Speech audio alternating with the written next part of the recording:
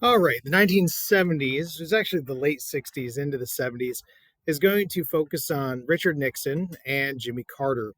Now, going back to lecture 6A, remember that Lyndon Johnson was very unpopular because of because of the Vietnam War and his escalation of it, and also a little bit of the civil rights movement because the Democrats signed the 1964 Civil Rights Act and the 65 Voting Rights Act. And Johnson said that they'd lost the South for the generation for the Democrats, and the Southerners are going to vote mostly for Republicans.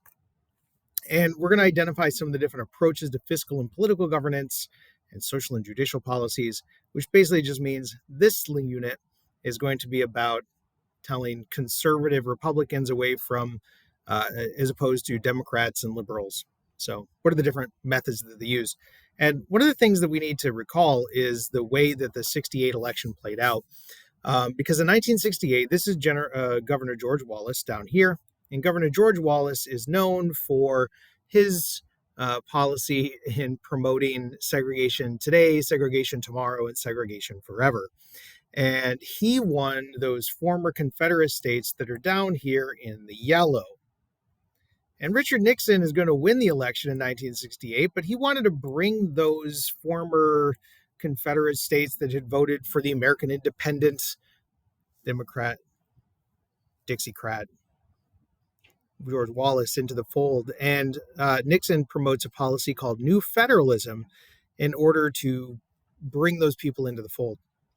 That's not saying all Republicans are going to view the world through segregationist eyes, but it means that segregationists are going to be welcomed into that party through a policy known as the Southern Strategy. And in this new federalism, it's going to shift power away from the federal government and give it back to the states. And in order, the benefit of that for these former Governor Wallace voters is that it's going to undermine the Great Society and the New Deal, which were federal programs. And it's also going to undermine the Civil Rights Act, which was enforced by the federal government. So now this new federalism is giving more power to the states, which allows them to do stuff that otherwise wouldn't have been allowed. And the Solid South, those Southern Dixiecrats, broke with the National Party during the Civil Rights era. Those Southern Democrats began shifting their support away from the Republican Party. Nixon welcomes them into the Republican Party with this Southern strategy and new federalism, with that promise of states' rights. With the states' rights, there would be less enforcement at the federal level of civil rights laws, so those Dixiecrats are going to feel welcomed to join into the Republican Party. The 1960s also sees the space race won by the United States, but that's partially because the United States stopped the space race when they got to where they wanted to get. Remember, the Soviets won the first victory in the space race with shooting Sputnik into space, and then they shot the first living being into space, and then they shot a dog, and then a monkey, and then they had the first human in orbit with Yuri Gagarin. But it's in 1969 the United States first puts a man on the moon, and this is Neil Armstrong. And Neil Armstrong walks on the moon as the United States gets to the moon first, and then they said, we have won the space race. And it's this big victory for the United States because it was only in the 1960s, a decade earlier, that the United States felt like it was falling behind in math and science and becoming complacent. And now they can say that the United States is finally at the point where they're better than the Soviet Union. The 1970s, though, once Nixon takes office in 68, sees a number of environmental disasters. One is the Cuyahoga River in Ohio literally caught fire several times. How does the river catch on fire? Well, it's because of all the pollutants. And then you have the Santa Barbara oil spill up there in the top right. This is the same decade that Silent Spring was published. An environmental scientist was trying to figure out why there was less biodiversity in an area, and it turned out it was all environmental problems caused by corporate pollution. So this book leads Nixon and the Republicans even, but also the Democrats in Congress, to push for the EPA, the Environmental Protection Agency. And they sign in the Clean Air Act, and they do several things in order to try to protect the environment. They don't go as far as many people wanted. Nixon does veto the Clean Water Act, but the EPA and the Clean Air Act were big steps by the Republican Party at the time to help protect the environment. One of the problems of the era is known as stagflation. Stagflation is the combination of a stagnant economy, meaning the economy is not growing, but it also has high inflation and high unemployment. These two things usually don't go together. Usually, if there's inflation, then at least there's jobs being created. Or if there's high unemployment, that usually means people aren't out there buying things, so inflation stays down. But throughout the 70s, we got this issue of stagflation, and nobody really figures it out until about 1980. So why was there stagflation? Well, partially it's because the United States was so dependent on foreign oil. The United States was relying on Middle Eastern oil. And yes, it did have its own oil reserves, but it was easier to buy it from other countries.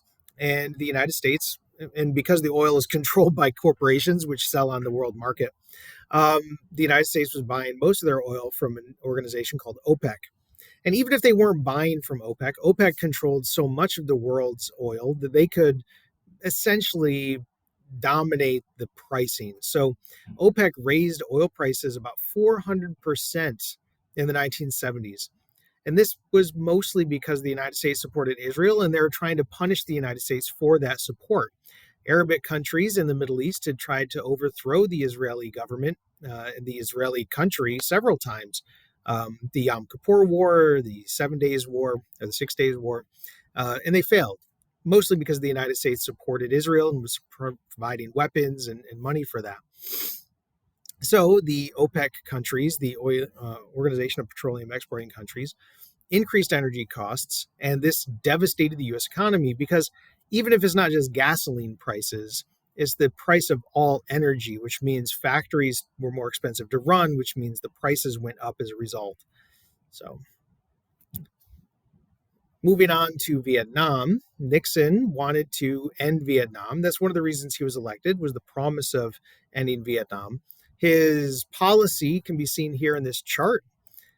He wanted to go from having that many troops in Vietnam to that many troops in Vietnam. And who would be the new troops to take their place?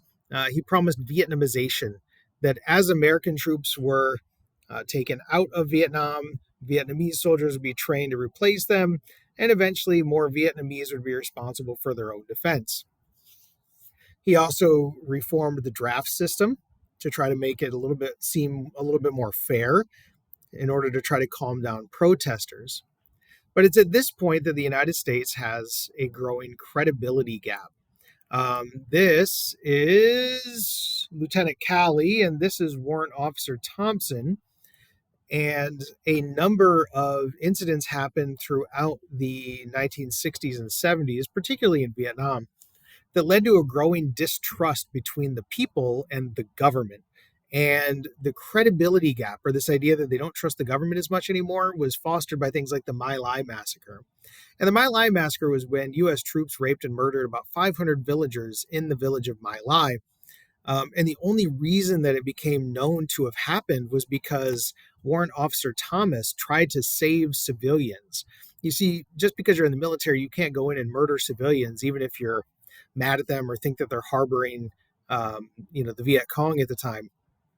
So Warrant Officer Thompson actually turned American weapons on American soldiers that were doing the massacre. And by the time he gets back to base, he reports on the situation. He was actually arrested for targeting American troops.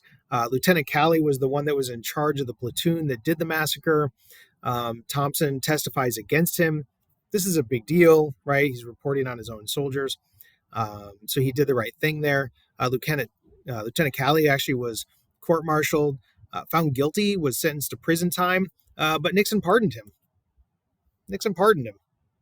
And this has a very mixed reaction. People that were pro-war thought that Calley was just traumatized by the war and doing the thing he had to do. And people that were opposed to the war said this is the kind of thing that happens to soldiers when they're over there. They are put in moral hazard and they shouldn't be over there in the first place. So it becomes a big thing. Then you get the Kent State University massacre. Kent State, you can see in the top right there, was when National Guardsmen actually attacked protesting college students at the University of Kent State. The reason they were protesting was because Nixon had actually started bombing Cambodia. There was a trail called the Ho Chi Minh Trail where North Vietnamese would go through Laos and Cambodia and deliver supplies to the Viet Cong, the southern uh, anti-American forces in South Vietnam. And Nixon started bombing Cambodia in order to escalate the war there, in order to try to block that Ho Chi Minh path. And the college students saw this as an escalation of the war after they had been promised the war was going to end. So they protested.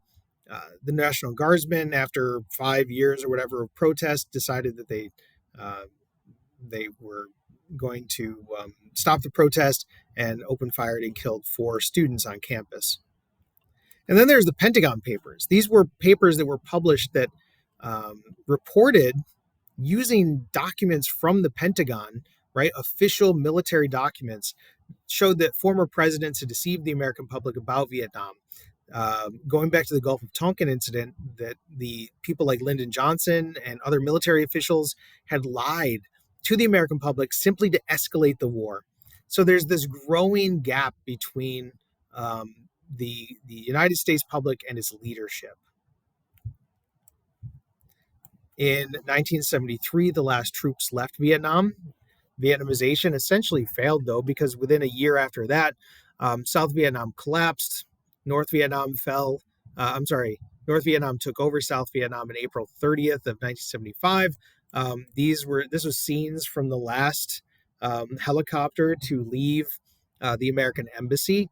South Vietnamese supporters of the United States were afraid of retribution if they didn't get out. So they're trying to leave with the Americans there. And it does lead to a massive refugee crisis. Vietnamese people tried to leave any way they could, and this leads to a group of people known as the boat people that overstuffed boats trying to leave. They're refugees. They have nowhere to go. They can't go to Cambodia. Cambodia has a genocide led by the Khmer Rouge.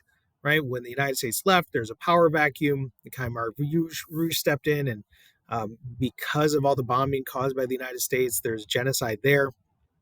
Containment has failed in South Vietnam, and that's going to lead to a shift in policy by Nixon. We'll get into the rest of this in the next video.